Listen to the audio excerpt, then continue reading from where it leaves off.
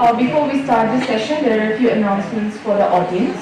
Kindly be quiet and do not leave the hall while the session is going on. And kindly put your mobile phone on silent mode or switch off mode while the session is going on. In case you require any kind of assistance, please contact the hall volunteers who would be around. Thank you. Respected panel of intellectuals, dignitaries, experts, and invited guests, ladies and gentlemen, a warm afternoon to you all. It fills me with immense pleasure and pride to welcome you all to this particular session of Dibrugarh University International Literature Festival, where words meet worlds. We are right now present for the session right here. It is known as Short and Sweet Wins the Race. We are extremely privileged to have among us David Clemenceau, who would be in conversation with Muswan Khalishraw, Dhruva Hazarika, Lana Abdulrahman, and Mosumi Kondali for this session. It is my distinct privilege to introduce a distinguished panel of scholars and thinkers whose insights, intellectual depth, and diverse perspectives will enrich today's session as we explore the intersections of voice, identity, and representation in literature. David Clemenceau is a writer of French and German origins living in Essen, Germany, where he teaches English in a secondary school. He began writing short stories and personal essays after cutting short his doctorate studies in 2016. Since then, his work has appeared in print and online in USA, UK, Canada, India, and Australia, and can be found with Welter at University of Baltimore, Dark Rose Press, and Idle Ink, among others. His short story, Mueller's Mosaico, won the 2019-20 Twist and Train Story Writing Contest and has been reprinted since in Zurich Journal of Coastline College. His short story, Alter Egos, has been published in literary venues in England, India, and USA. When he isn't writing or teaching, he likes to read in 3 languages with a preference for fiction works in English. We heartily welcome you, sir. Please take your place.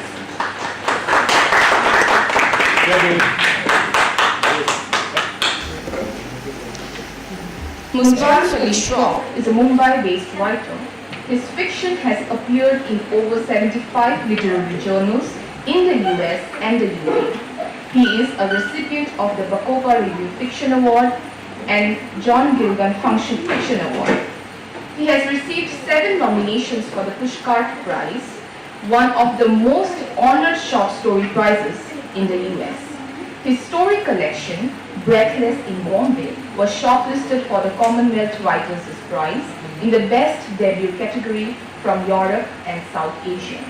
His novel, Waiting for Jonathan Koshi, was a finalist for the Horatio Nelson Fiction Prize.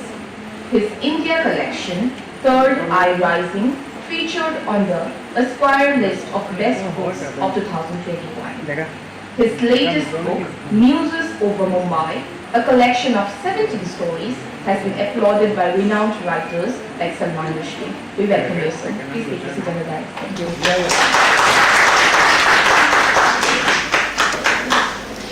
Dhruva Hazarika is a novelist, short story writer, and academist. Till date, he has published 2 novels, A Bowstring Winter and Sons of Brahma, and 2 collections of short stories, Luck and the Shoot. A recipient of Gatha Award for Fiction in English and DY 365 Award for Literature, he has also been a columnist during the past 40 years for The Telegraph, The Sentinel, and the Assam Tribune. While his short stories have been published in prominent literary magazines, including Indian Literature, US AWA Literary Journal, the Bombay Literary Magazine, Melange, New Frontiers, and others. Apart from his fascination for cosmology, he prefers traveling the northeast of India, a hunting ground for most of his stories. He divides his time between Guwahati and Shillong. We welcome you, sir. Please have a round of applause. Lana Abdelrahman is a Lebanese and Egyptian writer and journalist based in Cairo. She holds a PhD in literary criticism. She is the author of 7 novels and 3 short story collections. She was selected for the 2009 IPAF Nadwa workshop, marking her as a leading voice in contemporary Arabic literature. Beyond fiction, Lana Abdelrahman works as a journalist and literary critic, writing on culture and literature with a focus on contemporary Arabic novels and intellectual debate. We welcome you, ma'am.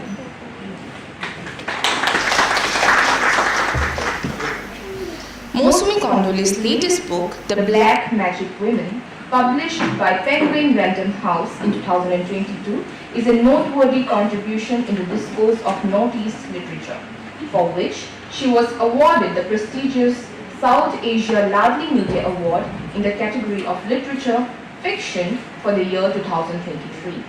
She also received the National Bharatiya Bhasha Parishad Award, Munin Borkotaki Award, and many other awards for her creative writings, which have been anthologized into 5 collections of short stories so far. She has also authored 6 research books on visual culture, art, and Indian literature, along with 2 books of translation, besides many academic publications and curatorial works. She teaches at the Tezpur Central University. We heartily welcome you, madam. The reporters for the day are Mridusmita and Bandita from Pol Science Department. So without any further ado, let us delve into the much awaited session. Over to you, intellectuals and experts. Thank you.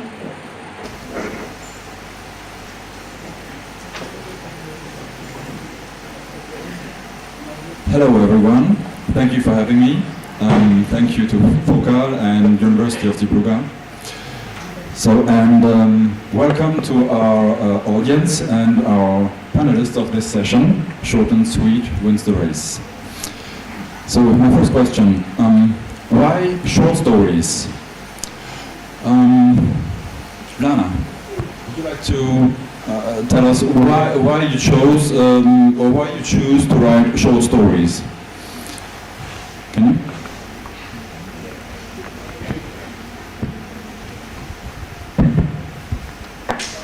Good evening. It's a pleasure and truly an honor to be here with you and to talk in this subject, short stories, because sometimes I hear the sentence, we are in the age of novel, and nobody interested in short stories. This is an important occasion to discuss about short stories. For me, David, short stories is a revelation. It appears suddenly and disappears suddenly also. It comes quickly to tell us something essential and disappears without give us time to think a lot about what happened. Usually I interested in writing novels, but from time to another I write short stories. I know something and I decided to catch me, and I want to write about this. Maybe if there is time, I want to read a little bit. It explains more about my vision to short story. Thank you. Dhruva, what about you? Why do you choose to write short stories? Yeah, David, I didn't think you'd ask that question anyway. So I think, I know I write a short story because I want to get it over immediately, and idea strikes me or any image or situation that it obsesses me, let's say momentarily. And because I want to be a writer, and I think I'm hopefully a writer, fiction, I jot it down as early as possible. It's not that the short story happens just in one day or a week or a month. It may take something a year or more. But when an idea comes, basically it's an idea born of a smell or a sight, or something you've heard. And then you jot it down, you go back again to your diary or your notebook and you find, oh my God, there's something happening here. And it's an adventure of sorts for me, roping into a short story, which I, again, to add on to what, my own thoughts. Some of my short stories, the two of them turn out to be novels. So, in fact, it's a roping for a novel too, at times. But then a short story has its own personality, its own characteristics, which is, I think, mostly, I'll say that much for now. Short is better now because it's short and sweet. Yeah, exactly. Short and sweet.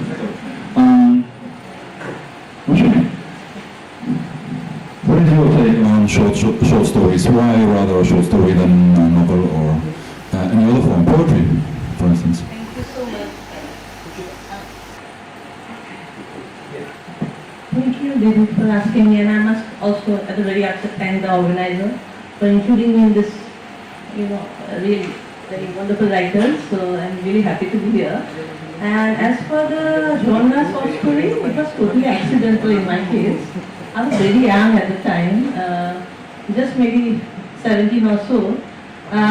Suddenly in the middle of the night, don't think that I'm trying to mystify the whole process. It suddenly actually came. It was a stormy night. I felt something and I started writing. And something, because I was a teenager, a lot of pent up emotions were there. So it started pouring and it came up to a metaphor called farm. We had a lot of farm all over Assam and Northeast. So it came up as farm. So I gave the title Farm in the Moonlight. With a lot of things, So that's how it began, and somehow people liked it. Maybe they were pampering me as a young girl, I don't know, but it was published in a very good literary journal, and then from there it started. I almost got addicted with the genre because, I haven't ever attempted novel. Of course, I wrote few poetry in the beginning, but then at one point I realized that actually more than novel, short stories are closer to poetry, because in poetry you bring out the essence. So in short story also I feel that you need to bring out the essence. Instead of going detailing, and that is the challenge. Quickly you pick up the essence of the experience and then you write it. So that's how I went on. That's it. Thank you. Thank you, Roshan. Roshan, how did you come to write short stories? So I have a slightly different take. I think my trajectory has been slightly different. To complement what Dhruva said, that an idea takes hold of you, it nags you, it teases you, it excites you, and it becomes a crush, an obsession, it becomes an infatuation. Now when you're infatuated, as we all know, whether it's with a person of the opposite sex or whatever, or an idea, okay, you have little to say in it, you're just obsessed, you're infatuated. So I think what happens in my case is that it starts with a vision or a situation of the world, and that vision or that idea which nags has a natural form. Now it's for my character, who I've also thought of, to decide whether it's going to be a brisk walk, a short story before the answers are found, or it's going to be a long trek, a marathon, before he reaches his destiny, he or she reaches their destination. So I don't make a predetermined choice. I think it's a form which chooses me, But if I choose a form, then I'm doing a disservice to the subject and perhaps to my talent. So I often let the subject determine the form. If it's a long, so a lot of my stories are like novelettes or novella length, just 17,000 words, 20,000 words. My novel, Waiting for Jonathan Koshi, my second book, actually started off as a short story, and then the character, because I wanted to work on this character-based story, he took on a life of his own and he literally ran away with the story. So it started growing organically from different sides, different subplots started manifesting themselves to me. And also the other thing is that I work a lot with issues. Being a Mumbai-based writer and having the kind of issues that a lot of cities have, for example, the vegetarian-non-vegetarian divide, civic apathy, corporate greed, conspiracies of modern development. So when you're working on issues, you get fascinated with them, then you see which are the characters are most affected by those issues, and you journey with them. So, and that's how I can give a kind of a macro vision of the city, and the jigsaw starts falling into place, you know, through multiple issues. So I think a place like Mumbai or even a country like India, you know, you cannot have one overarching theme that depicts the diversity. So that's why I started enjoying the short story form, because I could kind of meet all the ideas that were pounding in my head. I could tackle a whole lot of issues, you know. So I think that's why, and I just accidentally happened to become good at that form, you know, and I enjoy it. Thank you. My next question is, you actually, Mosman, you actually introduced it just a little. Who decides on, is it the story, the idea that decides what is going to be the form, or do you as writers decide you want to write something short or concise? So, you know, I think it's really important. It's really important. Sorry, I just my co-panelists. So, you know, it's kind of really important here to understand the difference between a short story reader and a novel. And parallelly, a short story writer and a novel. So I think, what are short stories really? Short stories are about moments that make life. Okay, it's like a slap to the face or a kiss that feels like first love.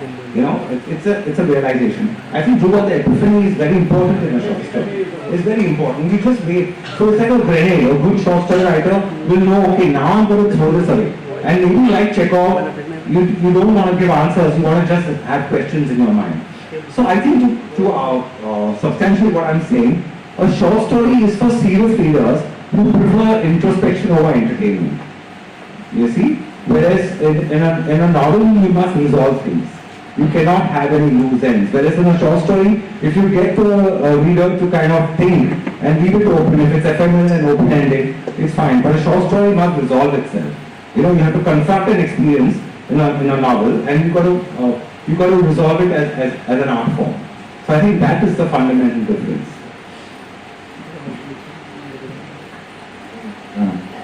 Maybe it's not about length, but about depth, because short story appears suddenly like light in a dark room, and we see it, we catch it, and write the idea, and that's it. For me, I try to capture the fragile moment of a human being, and write about it, especially about women who waiting love, waiting tenderness, and all of that not happen. Maybe sometimes short story can express sort of feeling more than novels, because when I write novels, there are a lot of things I should explain about, but short stories goes to directly to the end. Thank you. Rishon, please. No, in my case, as I said, I got addicted to the genre. That's a different thing. But I also like long story actually. Some people really get bored with it because it's too long. It's almost like a novella. It depends on the theme actually. As I said, when I was very young, it was my first short story, it was fun in the, like that's a different thing. But later on, as I grew up as a woman, I could see many things in the society. In patriarchy, how women had to negotiate, or other genders and other things, racial discrimination, a lot of issues. And coming from Northeast, we have also seen turmoil in our childhood, as Dhruva must be aware of the socio-political cultural scenario. Then slowly the stories got longer, if not novel, which can be, expanded to a novel.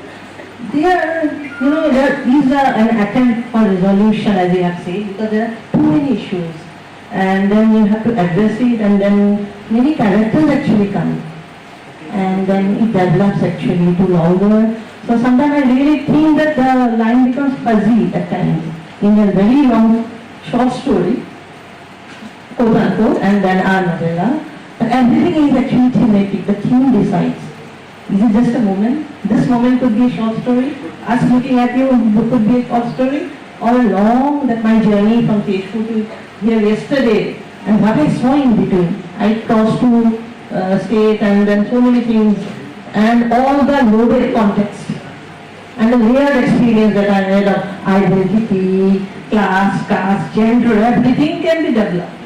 So it's all about theme actually, that decides how short or long the genre will be. That's my take on it. All right, thank you. Yes.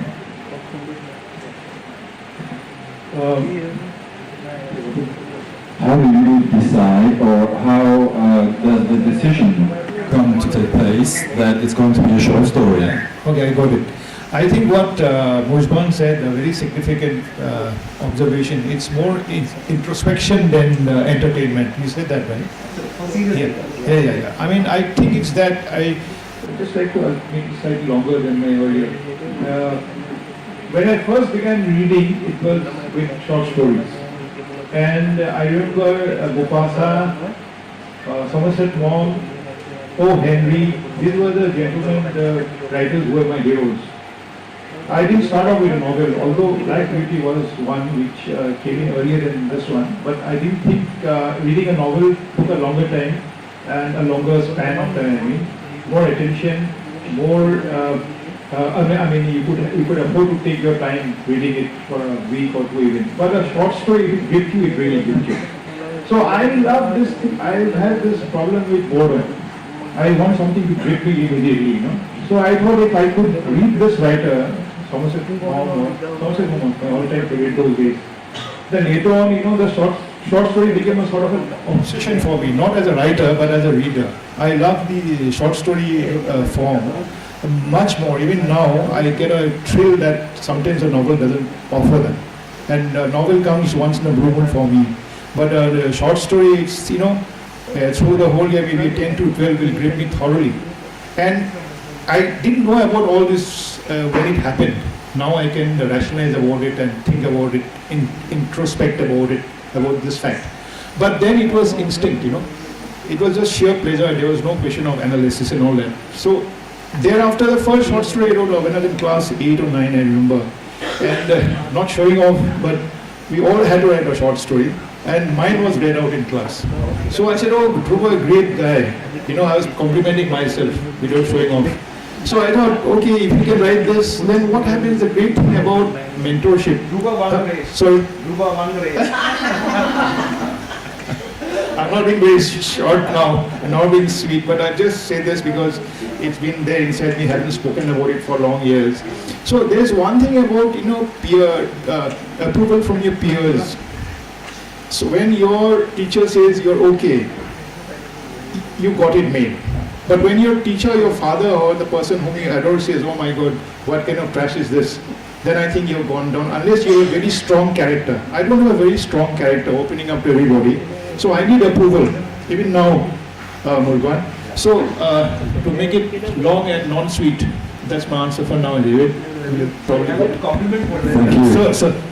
So you know, since we're talking about this form, I want to share with everyone that there is it's exactly compliments what Dhruva says, that this little endorsement which writers need, because a novel takes 4 years, coming through some of my short story collections, but you need that little pat on the back saying, hey, you're doing okay.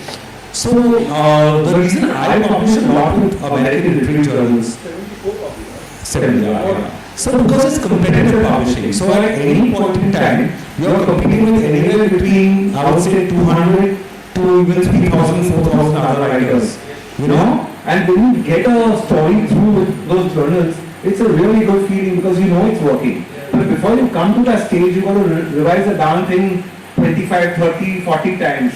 And you know, writing is like meditation. The deeper you go, the more it releases. So I like that whole process of taking a short story, going deep in, introspecting myself, sensitizing myself, so then in order to, I can sensitize the reader. Now, I mean, doing through these experiments, I realized one thing, the difference between, again, a short story and a novel, that, and I don't know if you guys would agree with me, is that a short story is basically a journey of the soul. Whereas a novel is a journey of the senses. You know, the novel has to appeal to all the senses. But a short story is straight a journey of the soul.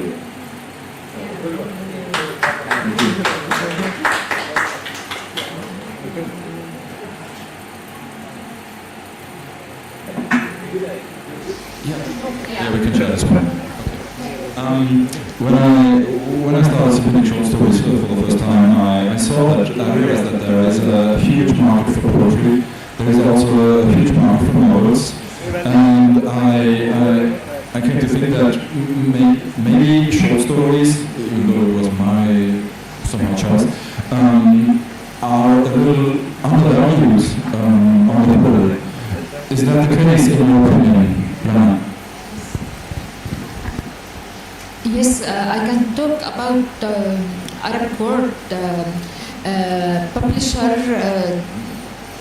sometimes refuse to publish short stories. They prefer novels because there are a lot of prices for novels, and the writer will be famous, will get money when they get prize, and they push writers to write novels. When I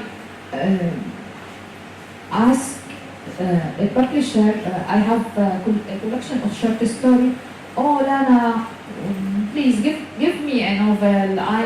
Yeah, it happened. Yes. Also, novel transferred to series. So the writer will be more famous in Netflix by the rights to be this novel transferred to series. This is good. So many writers left short stories, left poetry, and prefer to write short stories. And this is very sad for me because this is not normal. One kind of literature control the market. Yeah. Thank you. Something significant to share in response to what Anna just said. So I'm going to give a slightly optimistic note to this discussion about personal experience. So when I sold my first book, Reckless in Bombay, I sold it to a publisher in New York. And there's an interesting story there. So I approached about 40 publishers, publishing houses directly. It was rather audacious because they don't accept it without an agent. But I thought, what the hell, I've been born to write, and the worst case what? No. You got to have a skin of a rhino to be a writer, So I also have a line which is like, why writers go to heaven because they've been through hell on earth. So I firmly believe that. So you plod on, right? So I took it to 40 publishers and this thing, and out of it 37, all of them asked for the manuscript. They read it, and 37 said that, Mr. Shroff, we don't want to launch your career with a short story collection because short stories just don't sell. So if you give us a novel, we'll buy your short story collection. So I said, yeah, sure, but I'll take time on my novel. I was working on a novel those days, but I said it'll take time and all that. So thank you very much for your time, whatever. 3 of them offered, and I went with one of them, a large house in New York. And 17 years later, that collection of mine is still selling. Now imagine if I had heard those 37 publishers and I had taken them seriously and I had not published my book. Where would I be? I would have wasted another 4-5 years probably. So I'm saying, yes, we run against these walls, and similarly, I then got 2 other collections published overseas, and they've not been bestsellers, but they've been long sellers. So I think the trick is to just keep going, and you have the hide of a rhino, and you keep writing, and you write what you believe in. I think conviction plays a very important role in that, And every writer must know why he or she exists. You must have a sense of self-worth, a sense of self-esteem, and you cannot allow society or the industry to diminish that. That's what I feel. Just a one line, I totally agree, because every time you go to why short story, give us a novel, you can do it mostly. Same thing, why not poetry, or do something else? But I said, I'm going to write short story only, and I have, as you have said, with conviction, maybe 5 collections I have published, because I love this genre. So I don't believe what people say. What I believe is listen to what your heart says and just carry on. I want to add something. I think this is our responsibility also as a writer to refuse to what markets push us to do. Yeah. We should use it. And write a few what because creative writing not by pushing please write a novel. Yeah. Yeah. This is not. It's not creativity. Creativity comes from the yeah. Okay. She's right at university because she's from Lana is from Cairo, so it just reminds me of this amazing Egyptian writer Nawal al-Saadawi, who wrote about female genital mutilation, and they threw her in prison, and they forbade her from writing. But she borrowed an eyebrow pencil from a prostitute in the next cell, and she wrote an entire book on toilet paper. You know, so that's exactly what you're saying, that, you know, where there's conviction, there's going to be work and there's going to be light at the end of the tunnel. So continue writing here. Would you like to add something?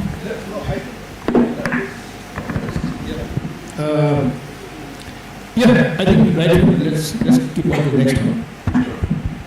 Okay. So there seem to be challenges in writing in different forms, and I'm wondering what the challenges are for you, who are all experienced writers, and in writing short stories, you have to respect maybe some criteria. Like directness, intensity, building up the story fast, or, well, due to flow, of course. What do you think about the challenges in writing short stories?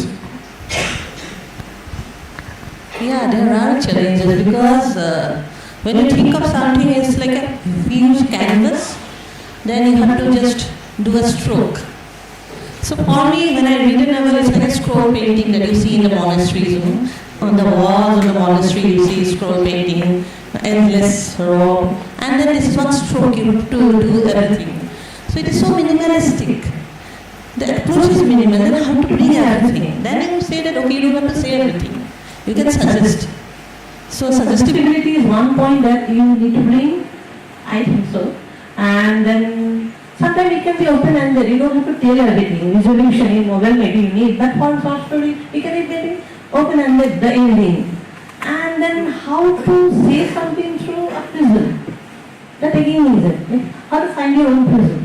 Because when something goes inside a prism, it comes out in a different light. So we, as a short story, you need to find that pitch. But these are, the pitching is so important. Like it can't go on and on and on. So it's all compressed in a way, but at the same time, you don't have to be too restrained that, okay, I don't want to say all this. So it's really challenging. But what I do personally, suppose I come across an idea, I start writing, wherever it takes me, I do not have a strict roadmap.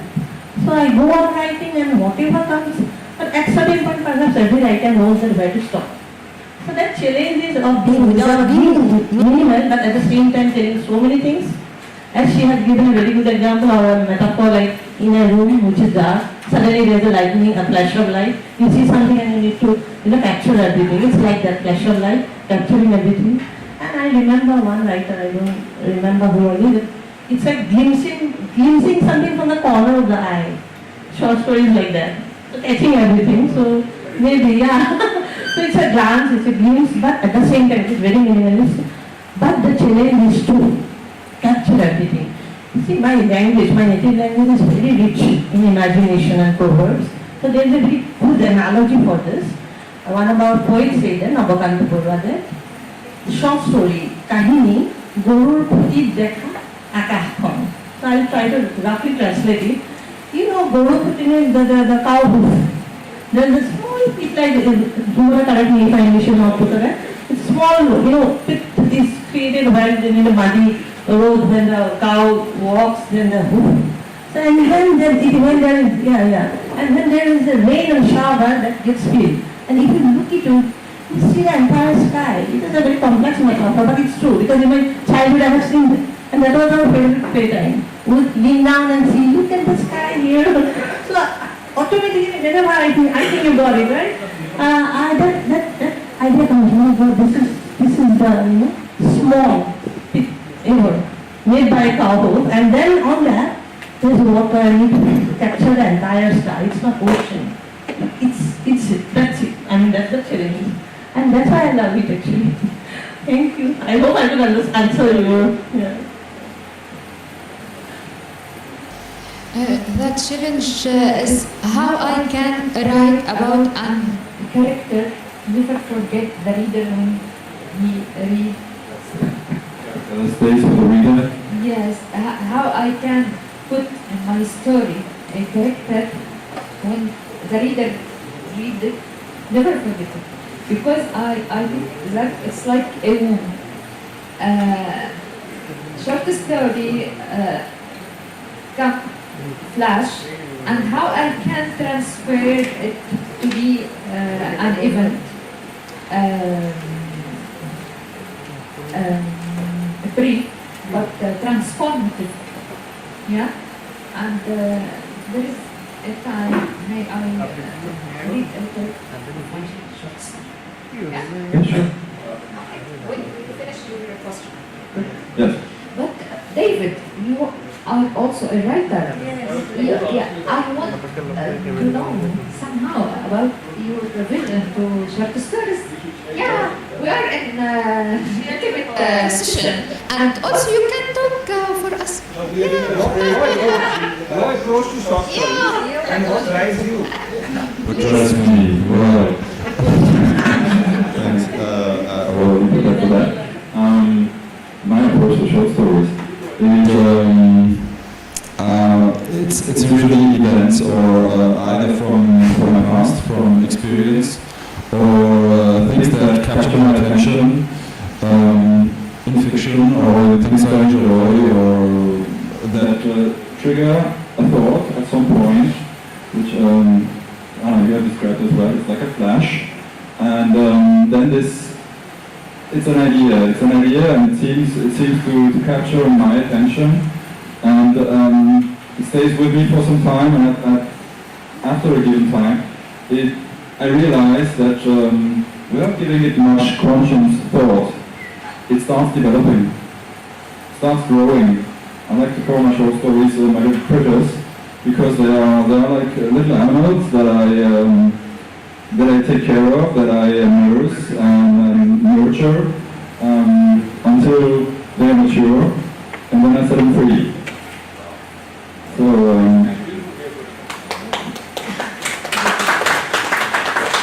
May I ask another question, please? In your CV, I read that you stopped PhD to and started writing. Yeah. Yes. It means that writing for you is an important. What's the relation between stop your research in PhD and start writing? Okay. Sorry. Okay. No, that's fine. Perfectly fine. We changed that. Yeah, that's good. Great. Yeah, that's perfect. So there is no direct connection, I think, between the fact that I stopped my doctorate studies. There was just yeah. Well, it was a long, drawn process, and but what actually got me to start my PhD was reading. I read a novel, the first foundation, and when I read that novel, I realized at some point, I don't know whether it was at the beginning or in the middle or towards the end, rather towards the beginning, that my PhD studies weren't going to work out. And at a similar time, or at the same time, around that time, I was going through a breakthrough, through a breakup, which led to a breakthrough. And it was about a cat. So a cat, and I started writing a few ideas, and I thought this could be something, and then I showed it to a dear friend who encouraged me to develop that story or those ideas, and I continued to develop this idea towards a full story, with which I wasn't happy in the end, but yeah, and it was more of a coincidence, a correlation of events at that time in my life, and that gave rise to my first short story.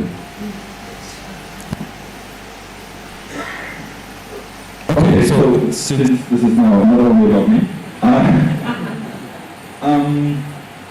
writing is not just about creating something. I think it's certainly about creating something, but it's also not just about the text. It's about touching minds, I think, and possibly moving people, creating emotions, and that implies an audience, just like today. And I was wondering, do you think about your target group when you write a story, a short story? Do you think about your target group, or what kind of target group you're looking at, or? Yeah, I think since I'm quick at the jump of the gun, that lunch of mine very heavy. Getting the lunch a bit too heavy for me actually. I think David, the audience is yourself first and foremost. I mean, once I had a talk with close, very close friend, Ravi, editor, and says that it's not conceivable for a writer to write without thinking about the audience. But I would disagree. There are times, and these times are much more than the other times, when you think only about yourself. I think a writer is an infinitely egoistic person. I am really egoistic when it comes to my writing. I'm not a commercial writer. I don't write. This is not my livelihood. I had another job, and that took care of my bread and butter. But when I wrote, it was the most incredibly selfish thing that I ever done in my life, because I wanted to be totally happy with my soul. I wanted to be in command of the craft, with my memory, with my imagination, with whatever reading experiences that I had, with my craftsmanship, personship, gender, craftsmanship. It was basically, like I had told a while back to Murzban, that I don't have a very strong character. It's very personal, I'm opening up. So the only time I could be very strong as a character was when I was in command of my writing. I cannot command I was a civil servant, I couldn't command my seniors, I couldn't command my subordinates in service. I can't command my wife. I had all these things about feeling inferior most of the time. And I think I've gained a lot from my sense of inferiority. Because it all helped me to hone down and focus on the kind of command that I think I could try to be good at. As a craftsmanship, as a carpenter, as a shoemaker, as a cobbler. So this, later on I read some of the other writers, and uncannily some of them also fell into this groove of having a sense of command over his own writings, through his thoughts. And again I'm referring to Murzban, because this introspection is very, very precious. You are the loneliest, yet you are the happiest person that time. You are lonely because you are alone in the room, but you have the characters and the plot and the sequences which are your company. So you're never lonely basically. I'm never lonely when I write. I'm one of the happiest persons. In fact, right now I'm very nervous, But had I been speaking these words by way of writing, I would have been very happy. Because I don't have to play to the gallery. I'm myself, totally. So that supremely egoistic understanding of life as we live, for each moment through the written word, and before that the thoughts, and how to carve them out through the ants that David had returned to, those beautiful ants on paper. That's what's keeping going. So I think it's not just a short story, but coming back to the short story, I think because I was in the martial arts long years back, and we all have Bruce Lee as our hero. So in martial arts, there is this one-step sparring and full body contact. So when you have full body contact, it's called Chukumite. So I'll just make it another probably 15 seconds. When you have a full body contact, it's very easy. I punch David and he falls. But I stopped about 3 centimeters short of David. And I know I can get him, but I don't. That's my craft work. I pull back and just when I think I can knock it off. So, writing is a sort of martial arts which is not martial arts. I'm in command of it, like Bruce Lee was in command. I'm also an imitator because all the writing that has happened is not because I learned writing, all alone. All the hundreds of writers I've read, all the writers I've admired, Francis sir, person I look up to for long 30 years.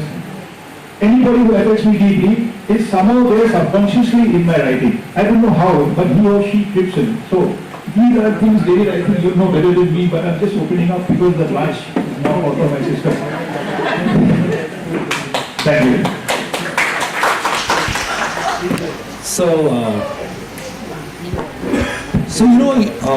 David, to answer your question, do we think of a target audience? I think absolutely not. Because, the main thing is, I think what writers work with and what readers also need to understand is that our journey is a journey to sensitize ourselves, to open ourselves up. And like you said about introspection, that you enjoy introspection. Yes. The thing is, it's very important in this day and age. I'll tell you, so basically, the human mind is divided into 2 aspects. You have the public mind, which is the performative mind, and especially with social media, it's gone way out of control. The performative mind, because you are seeking validation, you are seeking attention. But there is a more significant mind, which is the private mind, which introspects, which reflects, which stands before a piece of art and says like, wow, what does this mean to me? Now what is happening with social media is that the public mind is completely overwhelming the private mind. And the onus is now on us writers to bring back the private mind, to show the joys of contemplation, the joys of realization, the joys of journeying into yourself. And I think what we need to work with are moral dilemmas, questions we ask ourselves, questions which defeat us and we want answers to.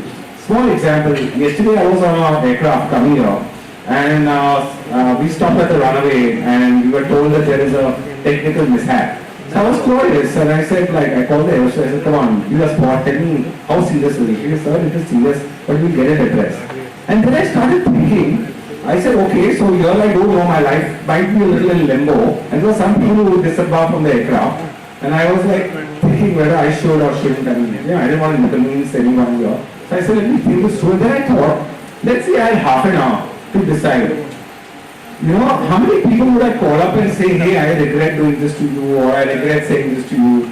Now that was a question, and I know somewhere now a short story is born. Okay, because I've had 20 minutes to decide, whether I can launder my sins or my, acts of omission. I said, what would I do? Who would I address? So far I couldn't come up with any answers. So then again, that's an egoistic thing. But I know that somewhere a short story has taken roots, and I'm going to answer this question through by writing. So the thing is, you work with moral dilemmas, you unfold aspects about human nature. These are questions you're asking yourself, and which you hope to answer through your fiction. Yeah, my answer would be also same. Never ever thought about any target audience, as they have been using the word introspection. Yes, introspection, reflection, and also mediation. Because many a time you are at loss with what is happening in the existential sense. Why this is happening? So how to negotiate, how to mediate all these realities, multiple realities you are embedded into. The best way is to think and write. Then not think about someone, whether so and so will like it or not, whether it will be sellable as a commodity in the culture industry or market or not. Published, but that's a different thing. We love to be published. This career. But at that moment nobody, I think, thinks about that way. And also, why I'm using this word mediation, because when social media came, everyone was saying you should join. I think it's one 15 years ago. I'll just give one small anecdote and finish.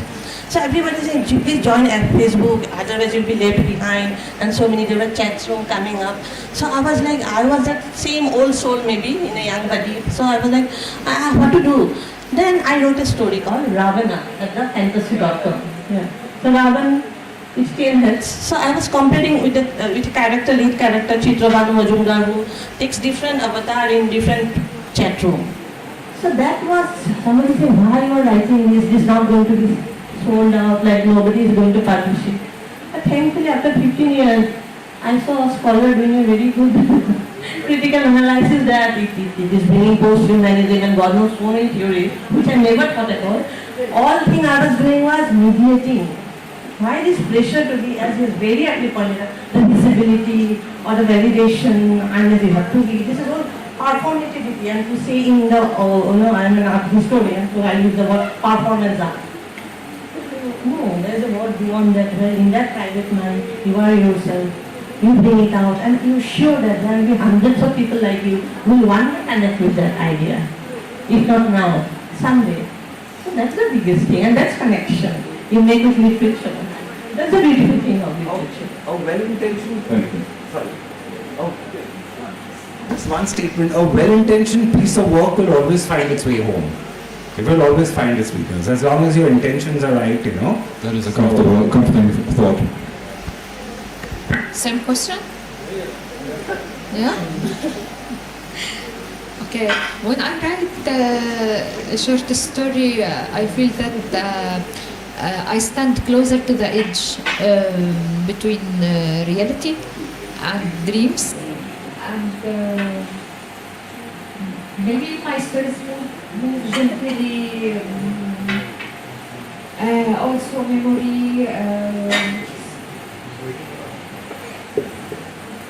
I think memory is often distractions, and I think how I can transfer ordinary event to a piece of art. Did you think about your talk at that, in connection with that thought or with that desire, maybe? Yes, but when I decide to write, I don't know what out of that. I just think to put my feeling on paper. And after that, I can adapt. Thank you. It is, since I'm a full-time teacher and single parent, I have very little time to write.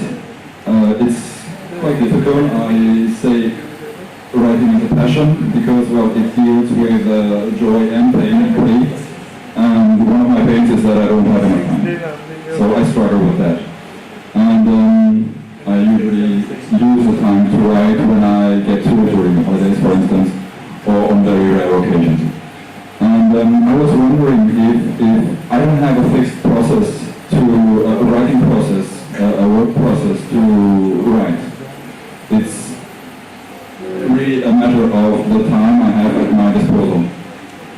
And I was wondering if any of you have a fixed process, a way of writing on a regular basis which allows you to bring a story forward quickly or efficiently? Well, never quickly. Because, like Steinbeck said that a book is a delicate thing. If you put pressure, it's going to show that pressure. So, I don't do anything quickly. In fact, I go through like maybe 30, 40 revisions on each of my stories. But having said that, I kind of work with questions, and I work with situations that fascinate and which don't allow me to wrap up things in a hurry. For example, there is this one situation I got fascinated with, which was a story called Traffic in my first book.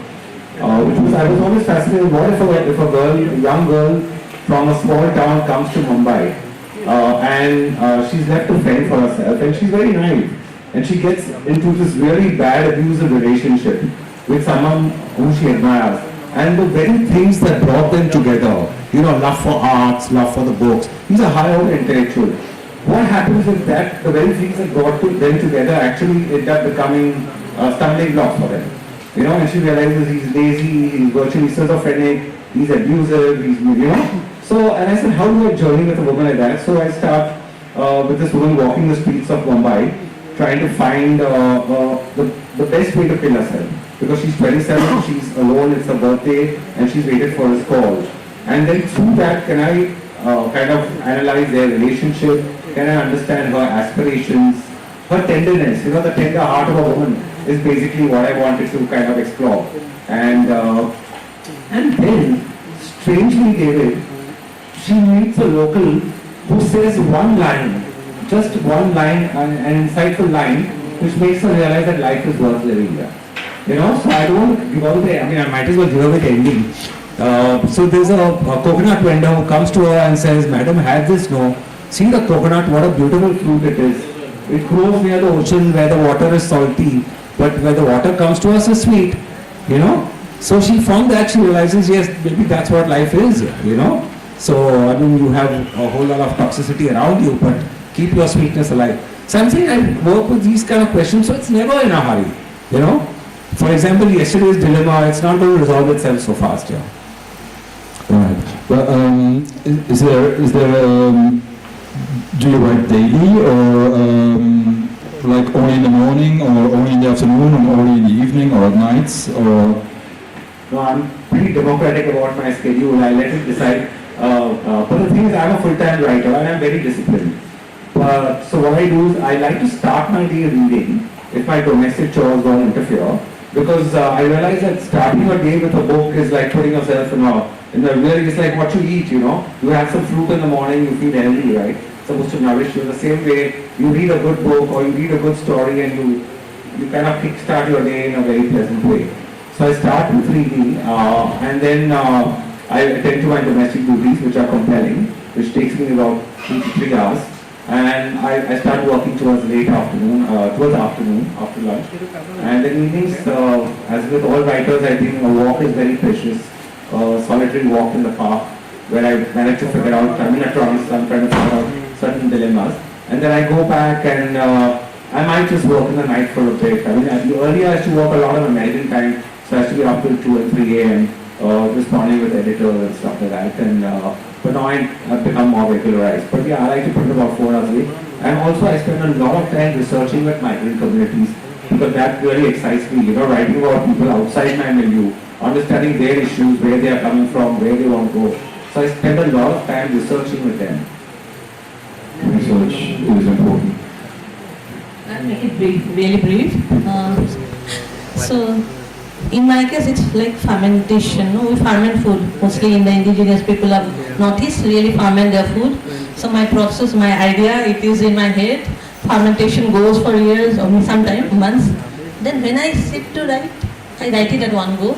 I do not revise at all because it has already been fermented in my head. So that's one thing. But this disciplined process of writing was never possible for me. When I was a student, at the middle of the night I write.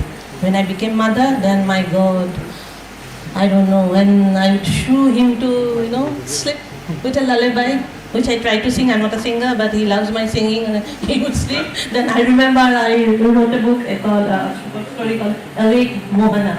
Utho Mohana, Jaga Mohana, I got an idea from there. So I was writing something similar to the surrender militant and the Krishna, idea of Krishna. So he was literally sleeping here and I was feeding him, just feeding and writing. So it was so chaotic.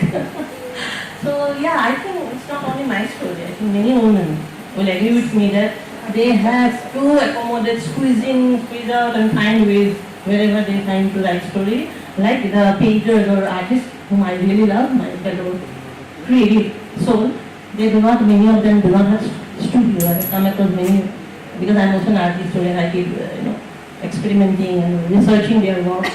Unlike male, artists who have studios, they do not have, they either do sit in the kitchen and then paint. So there are stories like that. So sorry for bringing out the gender aspect, dimension, but it was, I couldn't stop it. It had to come, at one point. I'm sorry for that. It's a beautiful image. Breastfeeding and writing, I thought I heard it all. It is not image, it is reality. Yeah, I know. I'm saying that. Yeah. Oh yeah. Let's see. Yeah. Maybe from 10 years, I noticed that it is very risky if I can't determine the time to write. I will not be a writer because life hit me as a wife and mother. I have a lot of things to do. So every day I used to write 2 hours, not write exactly, reading and writing in the morning because I was fascinated by the rest thing and Isabella Lendi, and I read a lot about their sexual routine. They said that writers, especially women, should catch time to write. Yeah. So I put it in my mind and follow this advice. I say sorry, but I actually didn't mean it. When I said I'm sorry. No one's noticed it. Yeah. Also, we are proud you said that. In fact, we all. David, yeah? You just said. Yeah.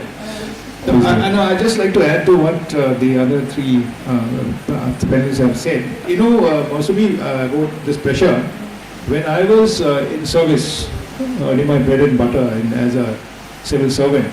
Very uncivil person I was, but you know, during those 34 odd years, I wrote more stories than I have written the last 11 years after I retired. It's very strange. It struck me just now that it could have been my age, but I would put it on to the pressure of my job. You know, law and order situations, shootings here, terrorism there, you know, writing notes, saying yes to a boss to whom you want to say no, then, you know, firing up someone junior to you and regretting and going back home and suffering, your soul cries and things like that. And then where are you? And the pressure of everyday existence was so much because you wanted to be at peace with yourself and you weren't, because you're doing all the wrong things. Not all the time, but most of the time. So the only relief was go back home, write either in the morning or in the evening, and whatever I wrote then, like I think Mosumi said, the first draft was very important. But Mosumi, I'm more of an editor. Although my editor is here, God knows how often I have edited and re-edited and re-edited and re-edited, and until at such time I feel that what am I doing? I haven't written at all because I'm more of an editor than a writer. That's one thing about the how I go about writing, you asked. And I think you know, you have to set your own standards. At some point of time you have to say that yes, this is it, you got it, put it, save it. But until such time, and sometimes it can be a very long time. For example, one of my short stories which I liked it, it took me almost 4.5 years. And the others, one of the short stories took me a day or a week at the most. And even the revisions were not so many. But most of them, I'm not going the numbers, but most of them require repeated, editing. But to finish it off, it was during those days when I had pressure that the stories came out better. I mean, better not for the audience, better for me. See, thank you. Maybe it was catharsis for you. Yeah, I think that's the word again. Catharsis, contemplation, introspection, things like that,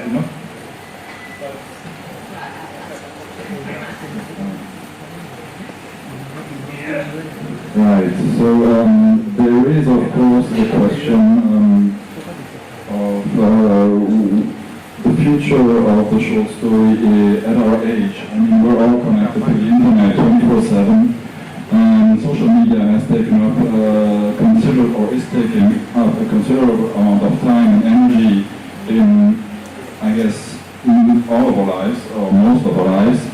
And what is your take on, or what is your opinion, your standpoint on short stories in this age?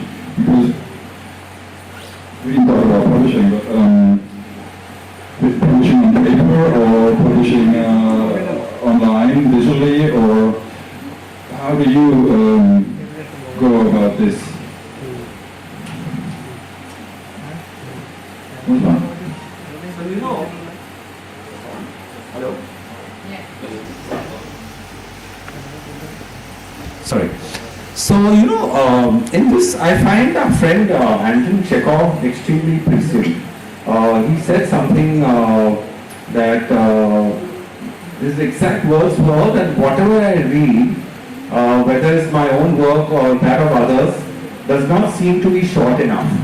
And I think that defines our social media exponents these days. The human mind has got completely rewired, it's fragmented. I mean, very dear friends of mine who are voracious readers are now confessing very sheepishly that they cannot focus on their work. I think this is something that a lot of publishers are also dealing with right now. So this is a question again. I'm constantly trying to figure out in my mind, because for me it's not just about writing, but it's also about making literature viable. I don't mean viable in a commercial sense, but viable in a motivational sense. That we have to be motivated, we have to know that there are readers out there and stuff like that. So I do a lot of rethinking on this, and let's take the erudite reader today. Okay, let's see what is competing for his or her attention. There is international politics, there is national politics, there are wars, there is genocides, there are terror attacks, there are fashion events, there are food events, there are technological advances, there are cultural events. And I'm talking about the reader who's reading on platforms. Now this is an erudite reader. Then you have the other, sorry to say, dumb ass who's constantly scrolling, doom scrolling, okay, and becoming, it's not only a dumbing down, it's also a numbing down which is happening, which of course we don't realize now. So in that context, my whole question to myself constantly is that what is the role of a writer? The thing is that, we must understand, and this is something I think equally publishers and writers are dealing with, that everything has gone visual today, right? So again, it's the public mind, the performative mind which is at work, and the private mind which is dying. So in that context, reading becomes a two-dimensional experience. So what is the third dimension that the writer can provide, which stands up to that and draws out your readers?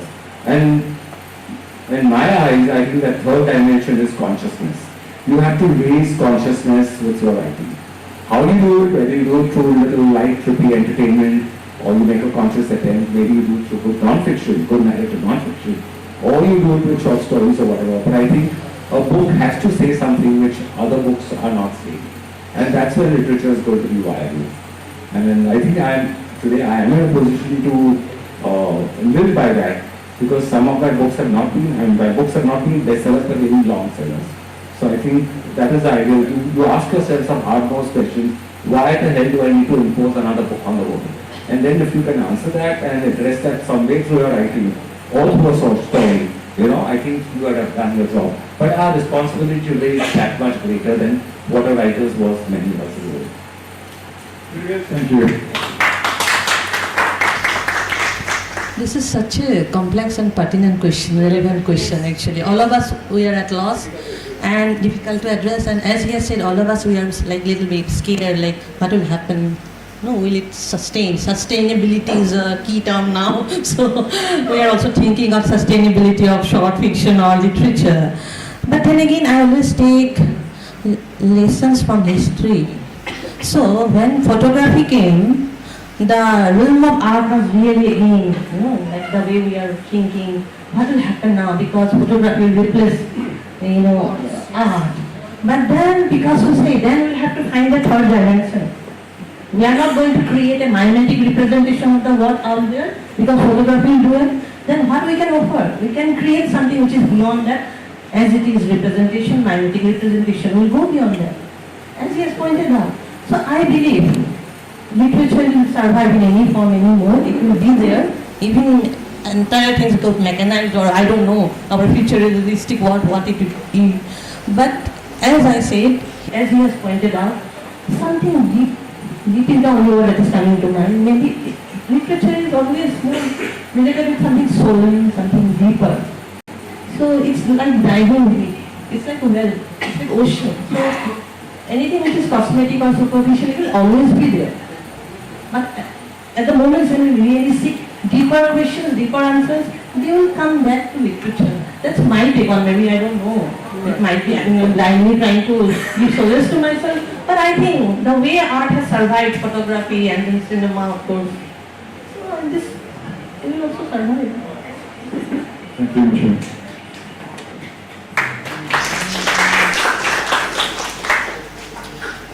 I think we should distinguish between digital publishing and social media. Yeah, because digital publishing is acceptable for me. We can publish in a site for short stories or in any site, but publish short stories in social media. Danger for writing, because anybody can explore his thoughts and he will upload that. Yeah, will transfer it and write it in another way, and it happened. Yeah, and I hear a lot of stories. For me, I don't like social media. I feel that as if I stand in a balcony and hear body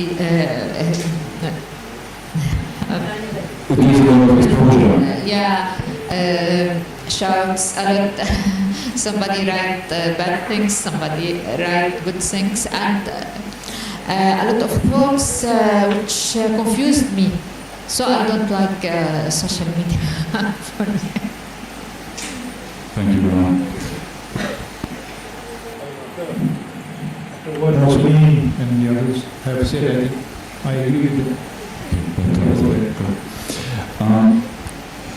You're all accomplished as a poetry novelist, and I was wondering why stick to one or the other, the short story or the novel? I mean, why? You do both, and I think it's great, of course. But yeah, why not make a choice? Yeah, they were like I said, I was in sports for a long time, and when you talk about athletics, there are 26 disciplines in athletics, from the 100 meters to the long jump, high jump, and the cross country, you name it. So I think it's no big deal, you know, if we can have 26 disciplines in athletics alone, then why can't we have the poor short story, the poor novel, and even poetry as something that we can change bandwagons, you know, whenever you want to. But I think at the same time, more short story writers, except, I mean, mostly says he hasn't, but I think,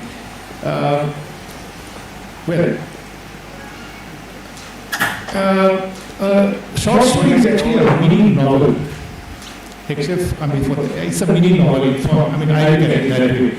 Talk about a novella, a novelette, the short story, the novel itself, then there will be something in between. And Alice Munro, for example, she's never written a full-fledged novel in her lifetime.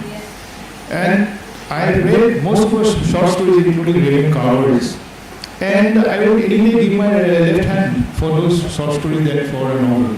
Yet, I got a deep feeling in my, even Borges, George Louis Borges, he says, in the first edition of this festival we had another wonderful writer, Damodar Mausawagyan. You know Damodar.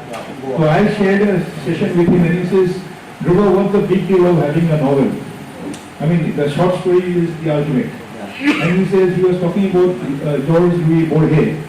And he says, you know, even he swore by the fact that he was the ultimate genius for many of us, that it's not a big deal writing a novel. So it depends, I think it depends on the writer's temperament, his attitude, and his, I would not use the word lust, but his passion for a longer story unto himself. And that's this is the least I can say without much thought. It's just an instinctive reaction to what you said. David, probably on the session we talk. Dhruva, I want to compliment you. You brought up one of our favorite writers, who's now, of course, seriously kind of being trashed, Alice Munro.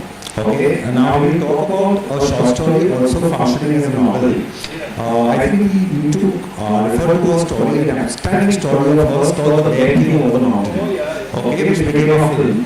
And it's such a sensitive story. I must have it came, I read it first in the New Yorker, and then I must have returned to it every 3 or 4 years.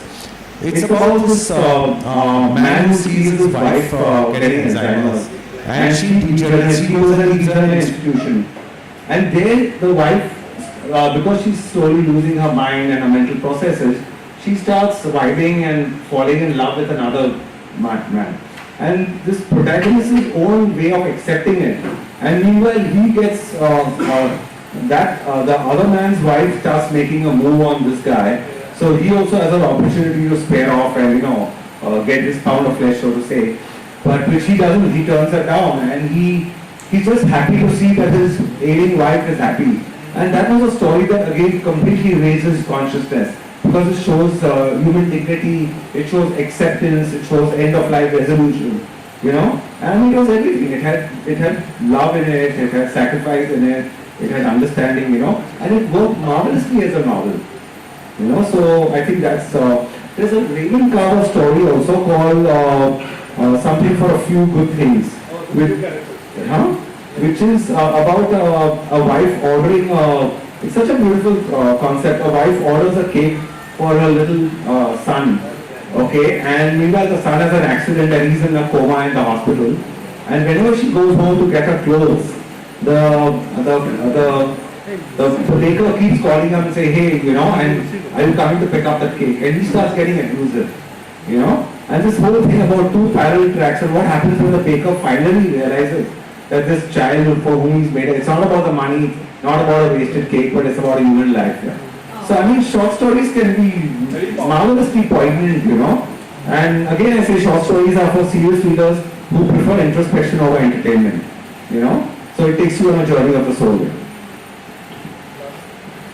So well said. I will just add Samuel Beckett, I love Laziness, that story. Since we are talking about short stories about it.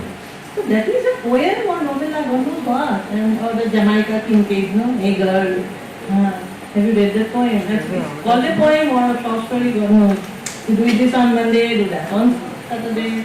She goes on and on. So these are wonderful experimental literary work.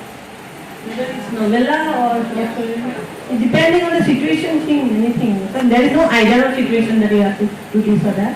So the idea decides what to say that. Whether it will be a shorter form or bigger, larger form. But these two stories I really look back. It's so extraordinary, of course, especially Beckett's story. But it was written in 1970s. So it is so dark at the same time, thinking about and so relevant now for the time. So yeah, so we can go on.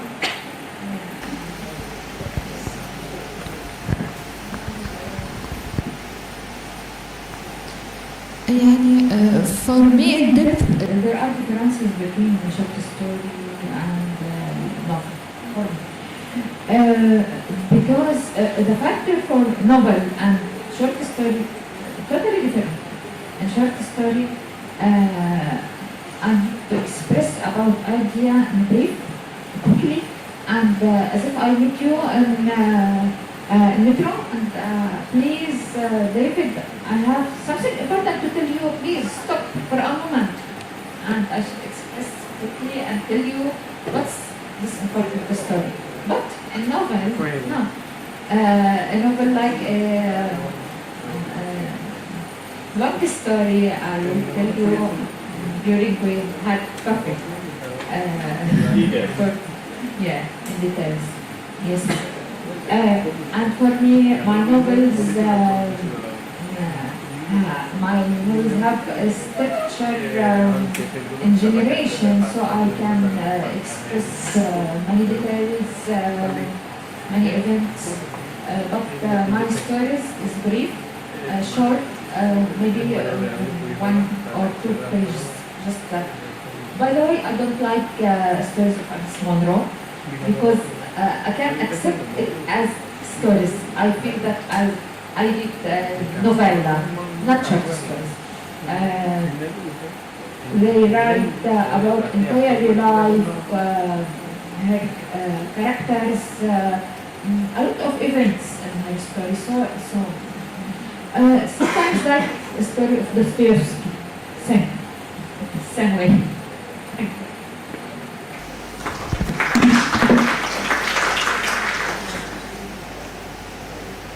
So I'm at the end of my questions, and Lana, I think you want to read one of your short stories for the audience, if the audience is okay with that.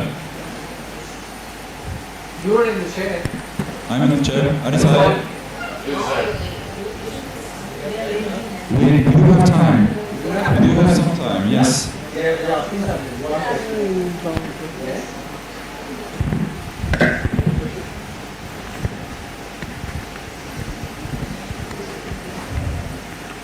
A very good afternoon to all our present here. My name is Shambhavi Sharma. I'm from the Department of English, a student from UG for first year, second sem. So my question is related to the future of the short story, or plus its structure, of course. Actually, my mother writes short stories in her native language. She's not, a known writer. Of course, she's a very personal writer. She introduced me to short stories actually first. She made me read this short story, Ernest Hemingway, For Sale Baby Shoes Never Worn. It's just 6 words. So the number of words or number of lines per short story is really controversial. So do you all think, respected authors, that there will be a point in the future where we reach the point where we are prescribed words and lines for specifically for a short story, like we have for sonnets and haiku Japanese poems? Like, I want to know your insights on this. Of course, I have my own answer for that too, but of course, I like people's perspectives, so I would like to know. Thank you. What's your question exactly? About the structure of short stories. Yeah. There is no prescribed limits, word limits or lines. It's very controversial. So I would like to know about your insights. That will we ever have any limits to that? I think it's about norm or Norms, yeah. Yeah, right, norms.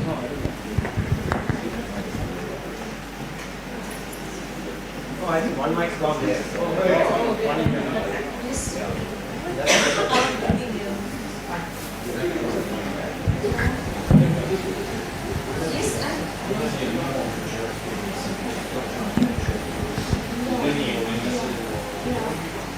Yeah, I think if I get your question from Adam and Eve until now, we need short stories. Did we agree that? Yeah? So, if it is short or long or on TikTok short story or in social media, all of us want to know a story. Yeah? And the structure, of course, will change with time. Yeah, of course, because stories structure change with from 16th until now, from classical to modern structure, and we can't imagine what the structure will be in the future. Of course, there is changes.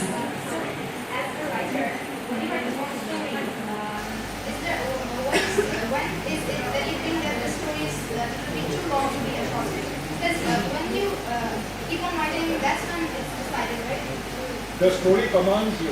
Yeah, of course that's Sorry. sometimes. Yeah. So sometimes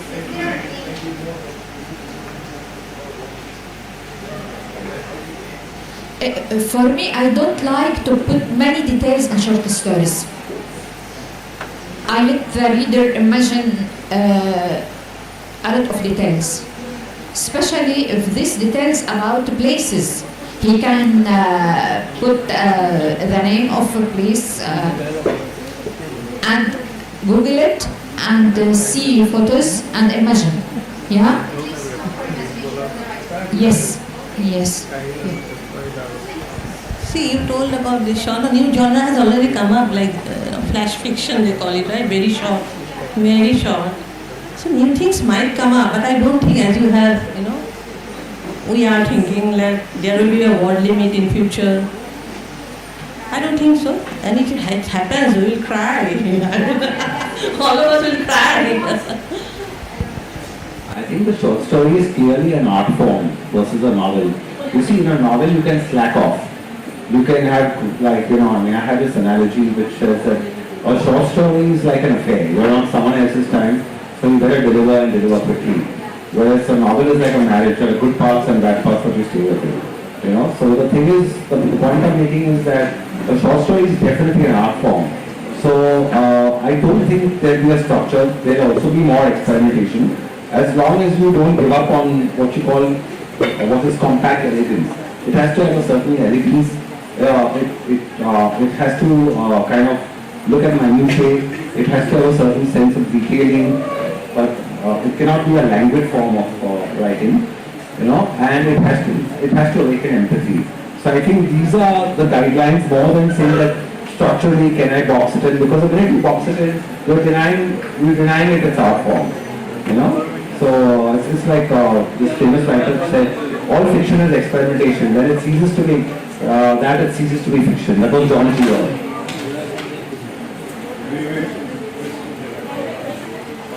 Yes.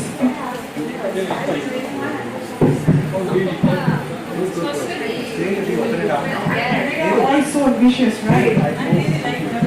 I want to be the first one everywhere. Okay, howsoever. Good afternoon, everyone. Of course. Good afternoon, everyone. I'm Ravi Bonia, student of the Department of English. So, if the entire world runs a survey to find the laziest person in the world, I think I'll be certified as the first one.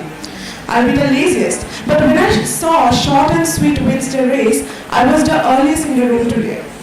So, and I must admit, I was really inspired when Sir Shroff said that about the women who, wrote with the help of the eyebrow pencil of the prostitute. And like that inspires me so much, because I want more women to taste ambition so much that they lose their appetite for mediocrity. Howsoever, now coming back to my question, Sir Trubor, in Indian epics like Mahabharata and Ramayana, we can see in the television that a small counsel, a small vow, a single line or a single curse can change the fate of the kingdoms. And there we can see that the true mastery in the literature lies not in writing long, but lies in writing short and saying something more powerful and unforgettable in fewest words possible. So my question to, I definitely love a shared answer. My question to you is that, do you think writing short and impactful is actually harder than writing long? Because every word must have a meaning and a weight. And the writer does not really get the opportunity to hide behind the expressions. So what did you like to say to that?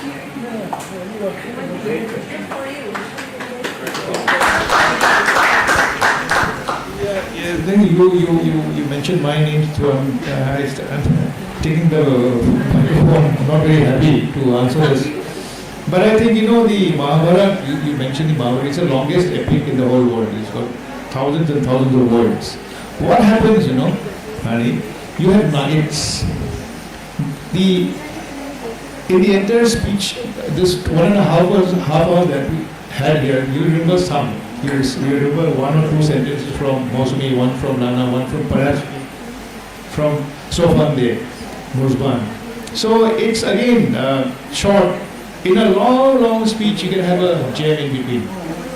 So there are shorts, a novel can have short stories within that. There are, you're a student of literature, the plots within plots within plots.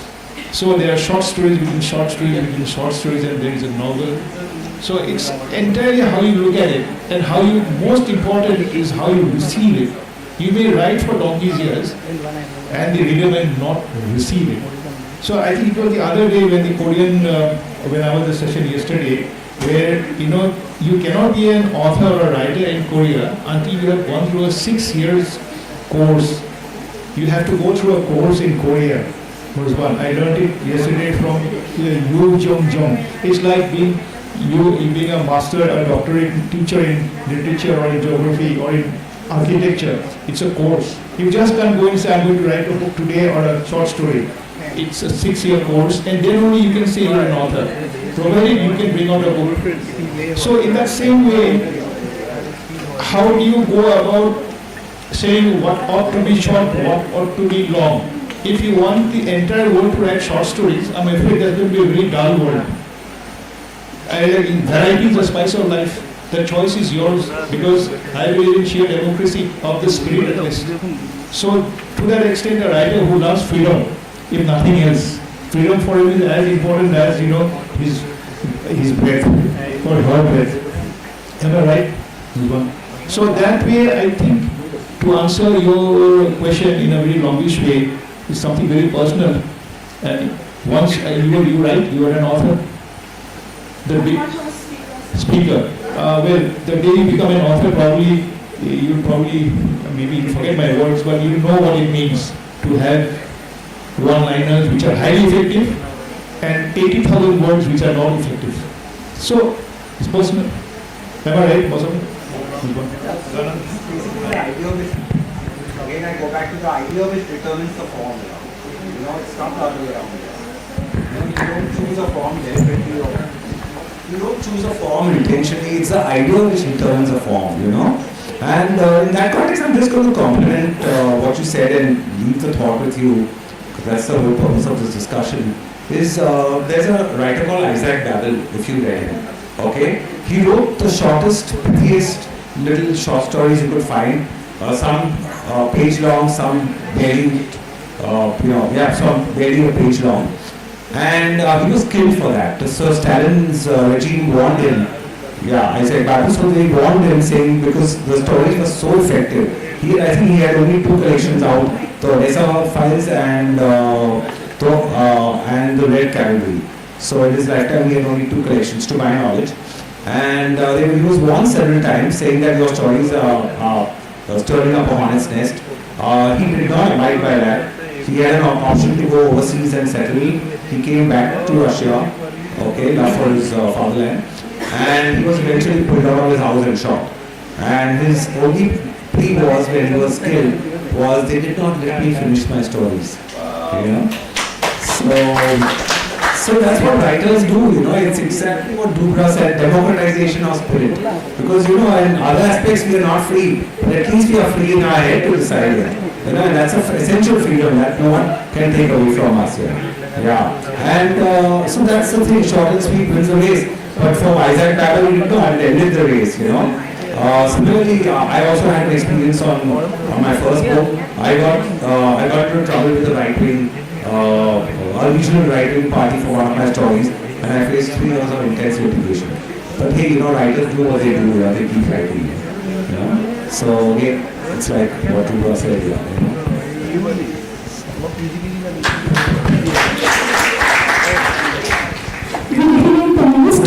My question to Mr. Whenever I read the story, it feels like I am watching a colorful painting. Most of the question, what is your advice those who just start to write short story?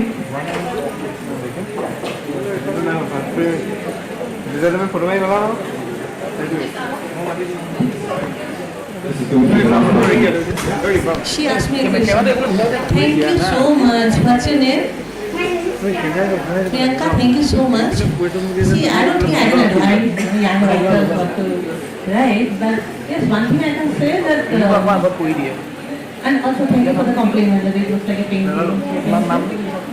See, there are 2 ways. You can write with your own experience, lived experience, whatever comes to your mind. But also I think reading helps a lot. Nowadays, I'm also a teacher at university, so I know. When I ask students, all they say is Paulo Coelho or 1 or 2 writers, which is a repetition pattern.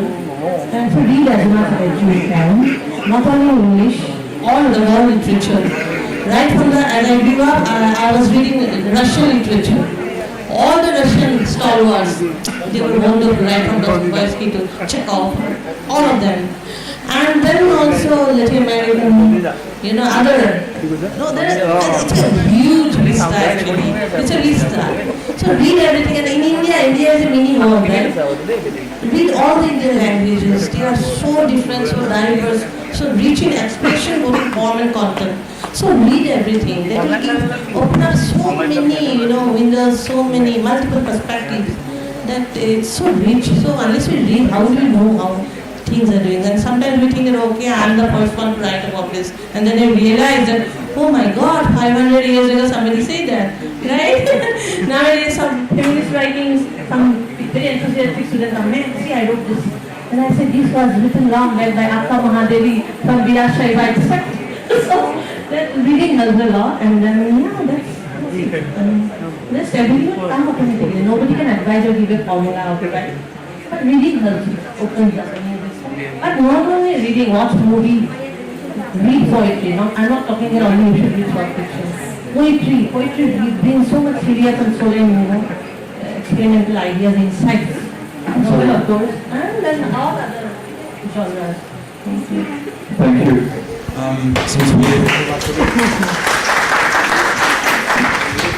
Since we have almost reached the end of our session, for the benefit of the audience, Lana, could you read us a paragraph of one of your short stories? Yes, I will just a paragraph from this story.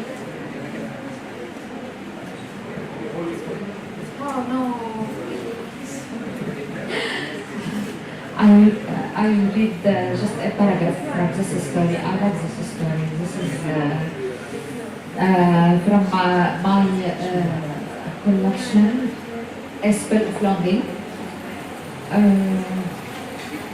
The title is The Sea Facing North. Not right from the beginning. This is from the middle.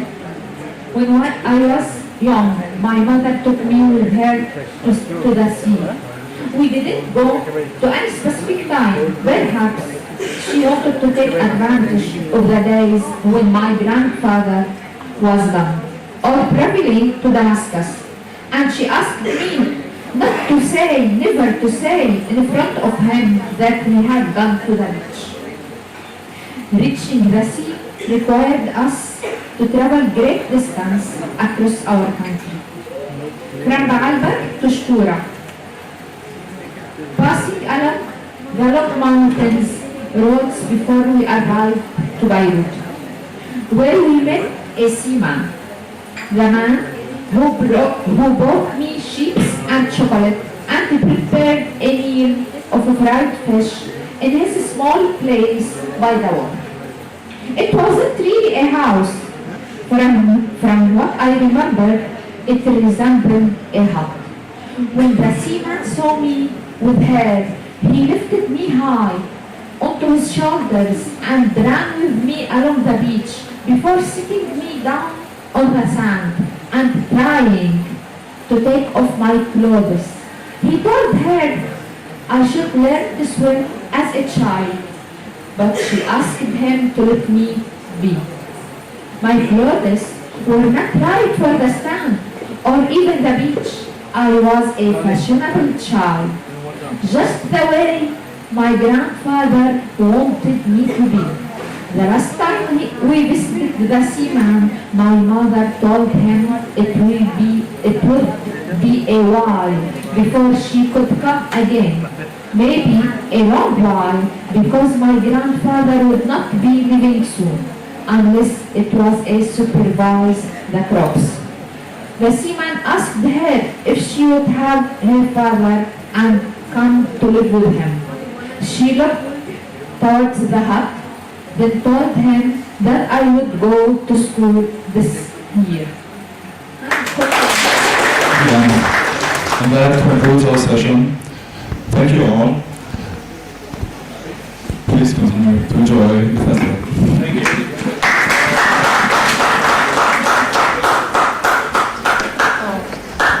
Thank you all the esteemed panelists for giving us such a nuanced discussion. We are carrying as much food for thought as we can. It was such a great discussion listening to all of you. Thank you all the audience for being present and being patient listeners. the hall volunteers for taking care of everything so that the session goes seamlessly. Thank you everyone, have a good evening. Also, there is a short notice for the audience. There are books for signing. If you want any book that is to be signed from the audiences, you can get them. Thank you.